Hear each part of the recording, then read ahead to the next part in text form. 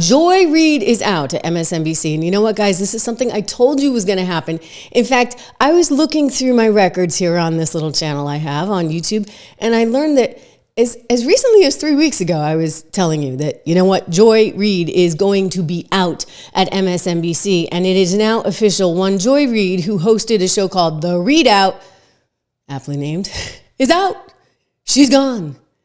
You know, she follows Andrea Mitchell, who then went over to NBC News. There's no chance in H-double-L. Joy's making it to the big leagues.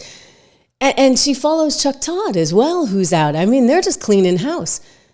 There's another anchor that's out there too, and a few more potentially on the way. We're going to get to all of it, but first let's just figure out what went down, what I told you was going to go down, because she was like beyond irresponsible. Okay, there's irresponsible, and then there's beyond irresponsible. This woman was beyond irresponsible, and not only was she beyond irresponsible, but she never had the, how shall I say this, maybe the intellect to be able to back up what she was saying. So she was just a flamethrower. I mean, there was just a grenade after grenade after grenade she'd just throw out there into the atmosphere and say all this crazy stuff. Now, in Rachel Maddow's defense, she's equally dangerous, but in different ways, because she tries to back it up and manipulate facts to try and take you down a rabbit hole that is one giant conspiracy theory. This woman had no rabbit hole. She had no facts.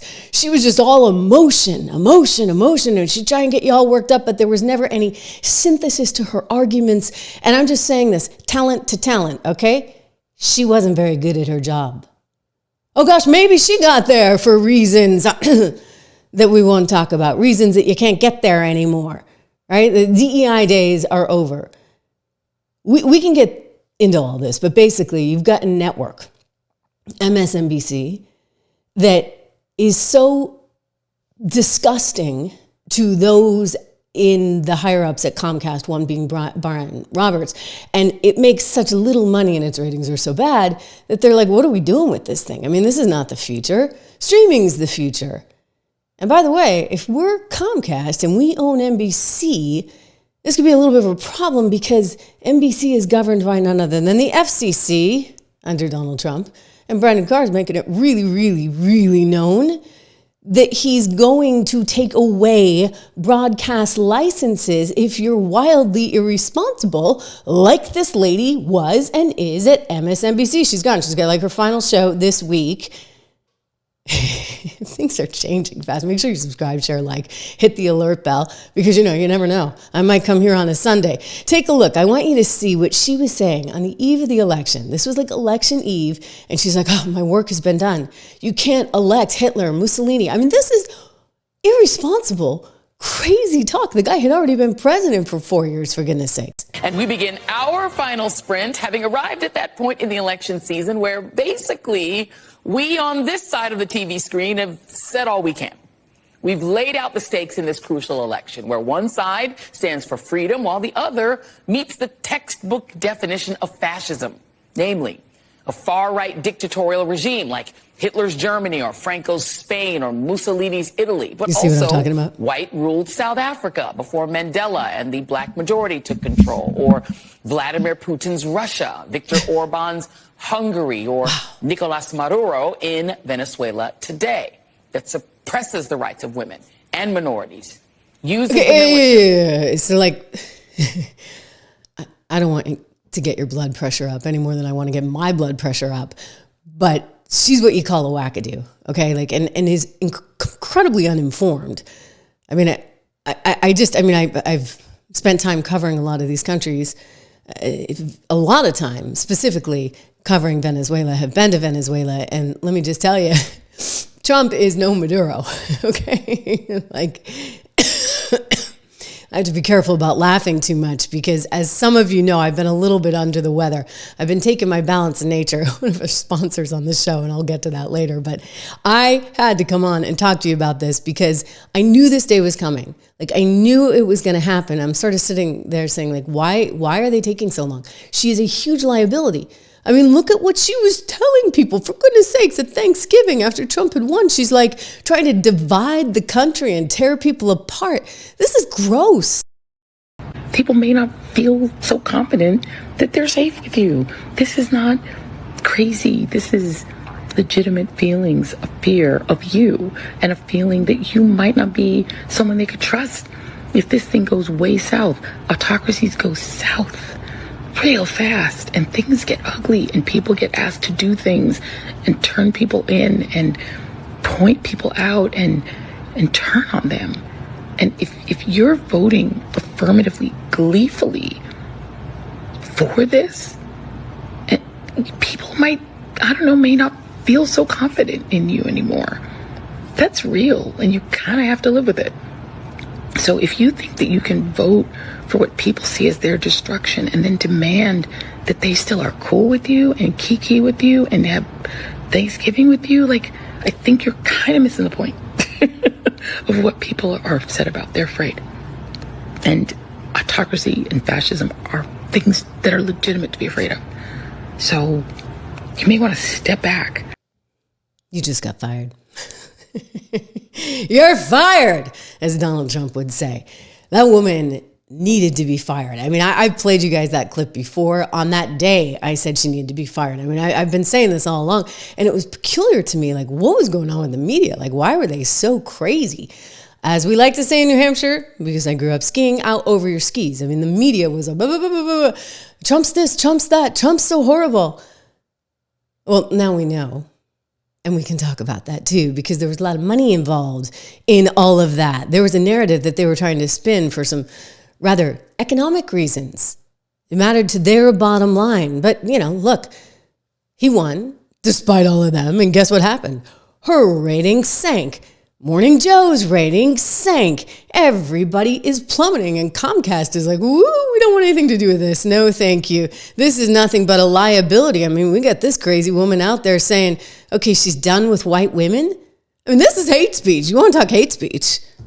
Hey, I just want to give some free advice to the white progressives, particularly white progressive women who may be thinking about marching against the Trump victory, maybe putting back on the P-word hats and doing that thing.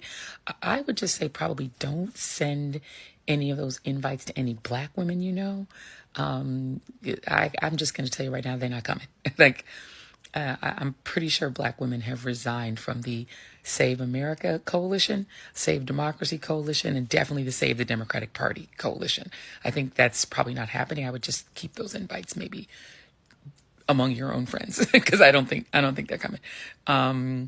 But yeah, I think black women are now on the Save Black Women, Prioritize Black Men, and Prioritize Black Communities, Black Businesses, and that. And the black spaces, but Save America, Save the Democratic Party. Yeah, I don't think that's happening. Yeah. Okay. You're fired. You're fired. So you can go work on all your black women stuff over on your own little thing somewhere. If anybody will watch. I mean, I don't know how much of a market there is for that. I'm just judging by the ratings, right? The ratings that showed nobody wanted to watch her. Nobody at all. So what are you doing with a liability like that hanging around? I mean, she was actually threatening black people. If you don't vote for Kamala Harris, then you should be ashamed. You should be mortified. I mean, this was holier than thou. I'm telling you, there was no credibility to anything she said. She couldn't talk about policy. She has no intellect. She just goes to the worst possible place at all times. It's actually gross to watch. On-camera person to on-camera person, okay? You got to have some intelligence upstairs. You can't just be the flamethrower. Given the just stratospheric entrance of Vice President Kamala Harris into the presidential campaign, and she has now secured enough delegates to become the nominee, you're going to look real crazy being on the other side of that line, particularly as a person of color, but really as anyone who claims to have any connection to the culture. You're going to look real weird and real lonely on that side. The door needs to close behind Amber. And she looked crazy over there. But shut the door behind her. You really are going to look crazy being on that side, given the cultural phenomenon of Vice President Kamala Devi Harris. Yeah, Kamala lost. And you got fired. There is. There is justice in the world. I have to be careful about laughing too hard today. All right. But I can't help it, right? Because the whole thing, I mean, it's sort of funny. It's actually horrible and pathetic, but there's some irony in all this, shall we say. You had a wildly irresponsible broadcaster who had been on the air with her own show since 2020. Right about the time I left, right? I said goodbye to mainstream media, and they were ushering people like Joy Reid in. Why? Because, well, I actually talk the truth, say the truth. What did I tell you? 2020, they were going to use and mobilize March 2020 against Donald Trump to try to take the election. And sure enough, we saw hysteria from the media. It was just one of those things that they could use. Now, I'm not debating or suggesting in any way that it wasn't truly awful for a lot of people. I lost loved ones. I know everybody lost loved ones in all that time. But my point was always keep calm and don't go crazy.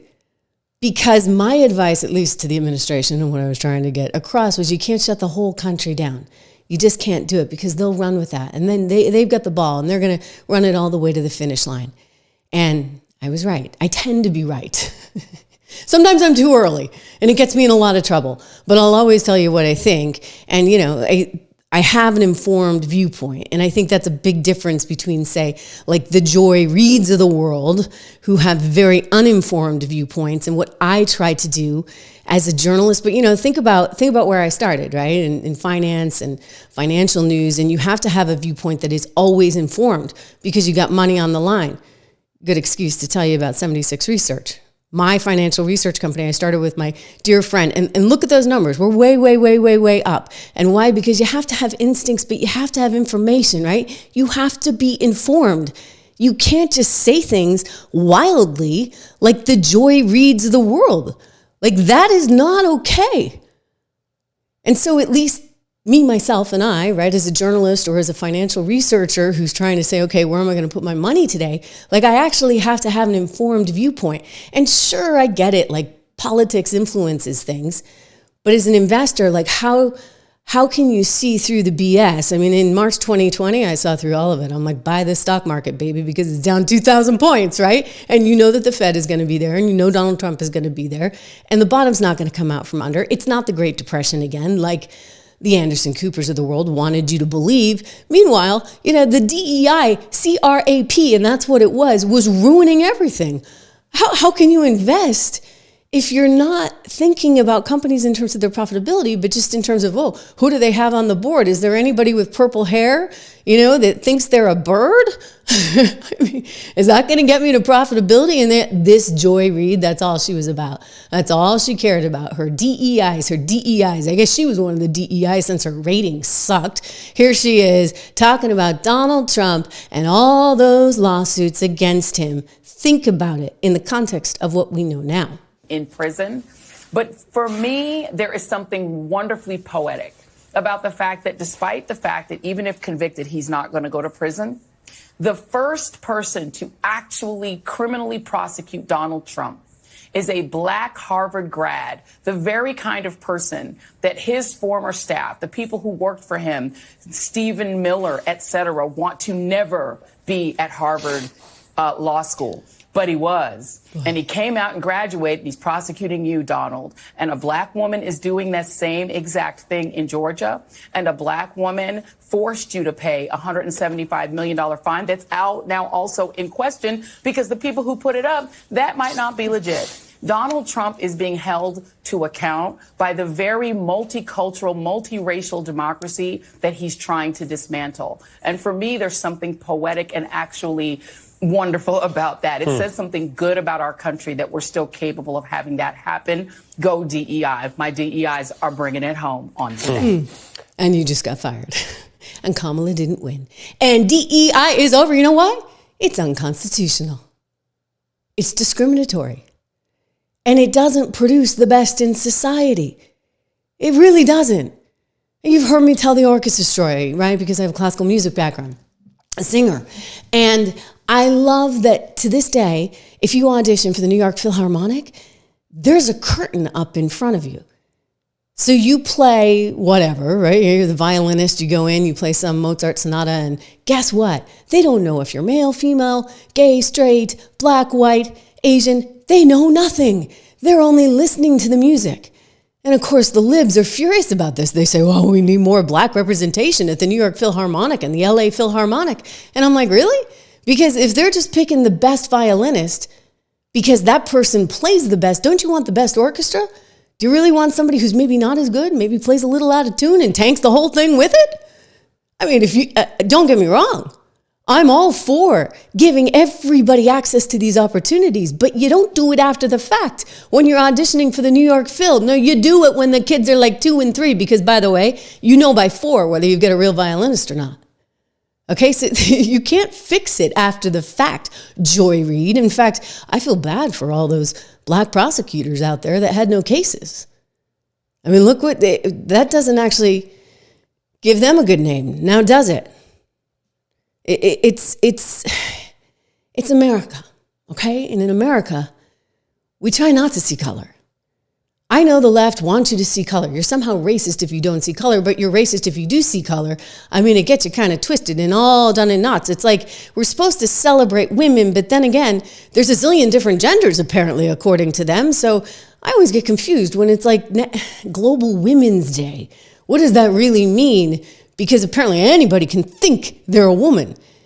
This is all ending, and it's good.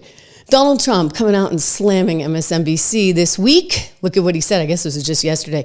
It's all in the wake of his lawsuit against NBC Universal and the settlement he got, and he's calling it, MSNBC, a threat to democracy.